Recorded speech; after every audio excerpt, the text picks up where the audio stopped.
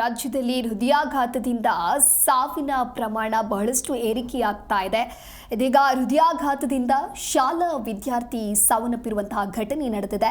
ಪಾಠ ಕೇಳುವಾಗಲೇ ಹೃದಯಾಘಾತದಿಂದಾಗಿ ಸಾವನ್ನಪ್ಪಿದ್ದಾನೆ ಈ ವಿದ್ಯಾರ್ಥಿ.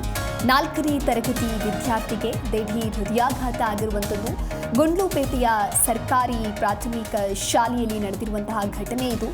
10 ವರ್ಷದ ಮನೋಜ್ ಕುಮಾರ್ ಎಂಬಾತ ಮೃತಪಟ್ಟಂತಹ ದುರ್ದೈವಿ. ಪಾಠ ಕೇಳ್ತಾ ಇದ್ದಾಗಲೇ ಮನೋಜ್ ಕುಸಿದು ಬಿದ್ದು ಸಾವನ್ನಪ್ಪಿದ್ದಾನೆ. ಗುಂಡ್ಲುಪೇಟೆಯ ಕುರುಬರ ಬೀದಿಯ ಸರ್ಕಾರಿ ಪ್ರಾಥಮಿಕ ಶಾಲೆಯಲ್ಲಿ ವಿದ್ಯಾರ್ಥಿ ಓದ್ತಾ ಇದ್ದ. ಶಿಕ್ಷಕರು ಪಾಠವನ್ನು ಮಾಡ್ತಾ ಇದ್ರು. ಆತ ಪಾಠವನ್ನು ಕೇಳುತ್ತಾ ಕೂತಿದ್ದ.